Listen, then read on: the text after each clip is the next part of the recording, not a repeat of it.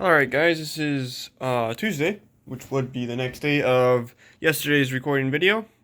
Um, I did a really massive chunk of the Japanese army. I will show the infantry squads in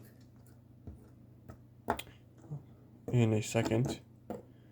But it's so this is all we got painted. This is what we have left.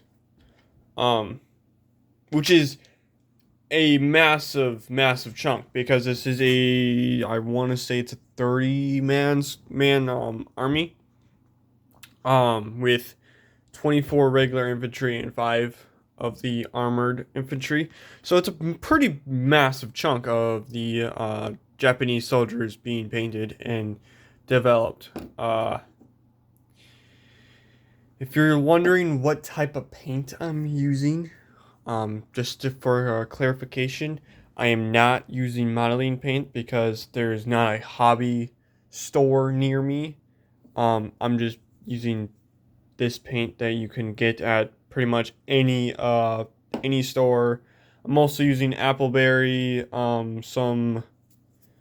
I have this can of green acrylic paint, and then a couple of the other acrylic manufacturers, because there's not a Hobby Lobby and I don't like ordering paint over like Amazon or something. So I'm using what I got.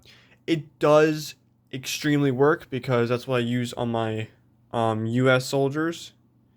And my opinion is it works perfectly for what I wanted to accomplish.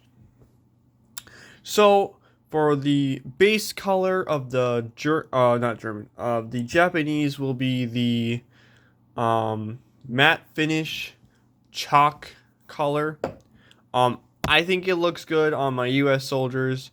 Obviously it looks better in person than it is on the camera. It doesn't feel like that weird painty feel. It feels genuinely like chalk, which is exactly what I wanted.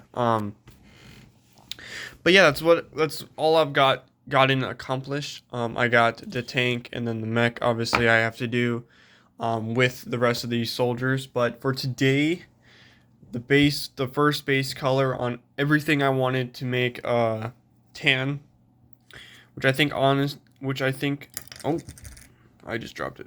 Which I think it looks, for a base color, it looks what it's supposed to look. It is going to look a little messy, a little choppy, a little just paint thrown on together, because that's how I paint. I paint it all one color or majority of one color, either thrown on or just tossed together, and then I come with another color, and then I do all the detail work, and then I come with another color, finish the detail work, and then it's done. That's how I did the U.S. soldiers. And I think personally they came together ridiculously well. But yeah, I think I'm making pretty good progress. These laying it down guys are probably going to be the trickiest ones because they're laying down, so you don't have a lot of the area to paint. Especially getting on where their stomach is, which is underneath all of that laying down parts. But I think it came together pretty well, or I think they're coming together pretty well.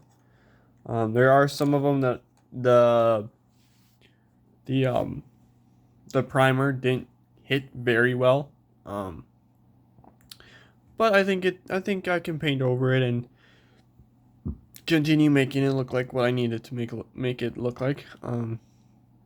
I don't really know very many sources for Japanese military uniforms in World War II. I know that there's modern day military pictures of their uniform and etc., but I don't know. I think if I can figure out how to make it pop out and look different, because I'm gonna go off topic, but the Russian soldiers are roughly close to this, if not a silverish gray, which I have both of those colors. Their uniform's like a silverish gray, almost like a tannish color, depending on where they were. But yeah, I think you. If you guys like this video, comment down below, subscribe, hit that bell for more notifications, and I'll see you guys when this part of the army is made and painted. See you guys.